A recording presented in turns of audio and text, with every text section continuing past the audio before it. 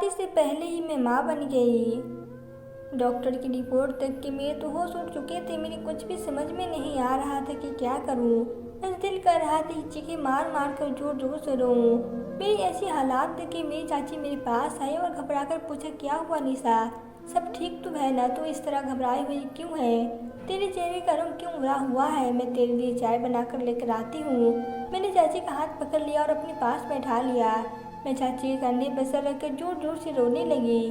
चाची बहुत ज़्यादा डर गई और बोली, मेरा दिल घबरा रहा है, कुछ तो बता, आखिर हुआ क्या है। मैंने डॉक्टर की दी हुई रिपोर्ट चाची की तरफ बढ़ा दी। इस रिपोर्ट में साफ साफ लिखा हुआ था कि मैं प्रेग्नेंट हूँ। रिपोर्ट छूटकर चाची के हाथ से नीचे गिर गई थी, क्योंकि एक शादीशुदा औरत के लिए वह जितनी ही खुशी की बात होती है, एक कुंवारी लड़की के लिए उतनी ही शर्मनाक होती है। मेरा जी चाह रहा था कि जमीन फटे और मैं उसमें समा जाऊं। चाची ने चिक तोड़ते हुए निशा से पूछा, निशा बता, किसने किया यह सब, तेरे पेट में किसका बच्चा पल रहा है। चाची के बार बार पूछने पर मैंने किसी तरह चाची को सच्चाई बताई। करीब 1 महीने पहले जब मैं अपनी सहेली के घर से लौट कर आ रही थी, तो एक लड़के ने रास्ता पूछने के बहाने मुझे अपनी कार में बैठा लिया था।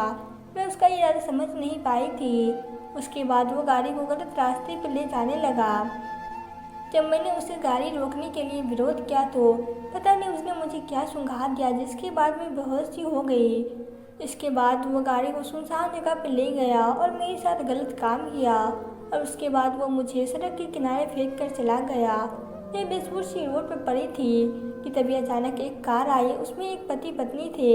मुझे जिस हालात में देखकर उन्होंने अपनी कार में बैठा लिया। मेरी हालत ऐसी थी कि वो कौन थे मुझे पता नहीं, लेकिन वो मुझे घर के दरवाजे तक छोड़कर चले गए हैं। मैं चुपचाप दबे पाँव कमरे में जाकर लेट गई और अपनी बदनामी की वजह से मैंने ये बात किसी को नहीं बताई। मेरी बातें सुनकर चाची भी रोने लगी। उन्होंने मुझे गले से लगाया और कहा, सब से काम ले मेरी बच्ची, जिसने भी तेरे साथ ये जुल्म किया है भगवान उसे उसकी सजा जरूर देगा। उस रात में और मेरी चाची पूरी रात जागते रहे। चाची रह रह कर मुझे चुप कराती रही, और चाची की जगह मेरी सगी माँ होती तो मुझे ही जुर्म ठहरा देती। जरूर तेरा इशारा ही पाकर ही उस लड़के ने तेरे साथ क्या सब कुछ किया होगा। लेकिन मेरी चाची बहुत अच्छी थी। मेरी माँ मुझे बचपन में ही छोड़कर चली गई थी और बाप ने अपनी अलग दुनिया बसा ली थी। मेरी चाची ने मुझे अपनी औलाद की तरह पाल पोस कर बड़ा कर दिया था।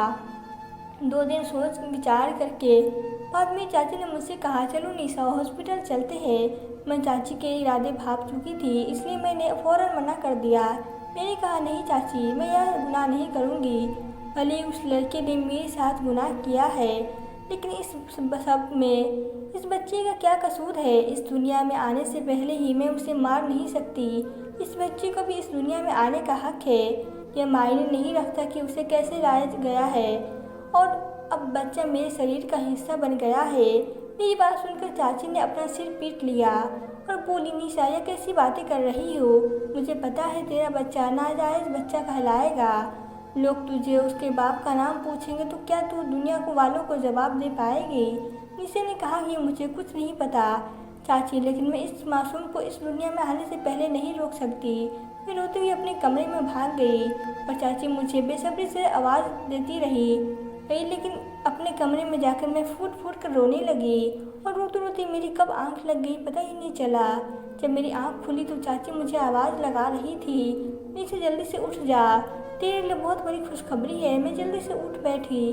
पता नहीं मेरी ज़िंदगी में ऐसी कौन सी खुशखबरी आ गई थी तो चाची इतनी खुश हो गई थी। चाची बोली, निशा, तेरे लिए बहुत ही अच्छा रिश्ता आया है, और ये रिश्ता मुझे लगता है कि भगवान की तरफ से भेजा गया है रिश्ता है, क्योंकि तू ऑपरेशन कराना नहीं चाहती तो दूसरा रास्ता इसमें निपटने का यही है कि तू शादी कर ले। और देखो, भगवान ने ऐसा मौके पर तेरे लिए रिश्ता भी भेज दिया। मैं चाची की बात सुनकर थोड़ा हैरान हुई, और जब मैं रूम से बाहर निकली, घर ड्राइविंग रूम में पहुंची तो मैं थोड़ा चौंक गई, क्योंकि ये रिश्ता लेकर आने वाला कोई और नहीं बल्कि वही कार वाले पति पत्नी थे जिन्होंने मुझे घर पर ड्रॉप किया था। मैं काफ़ी हैरान हुई थी और उनके पास जाकर बैठ गई। वो लोग अपने छोटे भाई के लिए मेरे साथ रिश्ता लेकर आए थे। मुझे अभी भी यकीन नहीं हो रहा था कि ये कैसे हो सकता है। बाद में उन लोगों ने मेरी चाची को बताया कि उस वाक्य के बाद जब हम लोग दोनों ने इस बच्ची की हालत देखी तो हम बहुत ज़्यादा दुखी हुए और सोचने लगे कि इस बेचारी पर क्या गुजरेगी, और यही सोचकर हम निशा के लिए रिश्ता लेकर आए हैं। और चाची ने भी उन्हें निशा के बारे में सब कुछ बता दिया, ताकि उन्हें किसी भी तरह के अंधेरे में न रखा जाए। और 1 सप्ताह के अंदर निशा की शादी हो गई। उसके बाद मैं अपने ससुराल पहुंच गई। मेरे पति बहुत ही अच्छे थे। उन्होंने मुझे और मेरे होने वाले बच्चे को बहुत ही अधिक ख्याल रखा था। वो कहते हैं ना, देने वाला जब देता है तो आज छप्पर फाड़ कर देता है। निशा के साथ जितना गलत हुआ, लेकिन उसकी वजह से उनकी लाइफ में बहुत अच्छी हो गई। तो दोस्तों, आपको यह कहानी कैसी लगी? अगर कहानी अच्छी लगी हो तो वीडियो को लाइक करें और प्लीज़ चैनल को सब्सक्राइब करें। Thank you.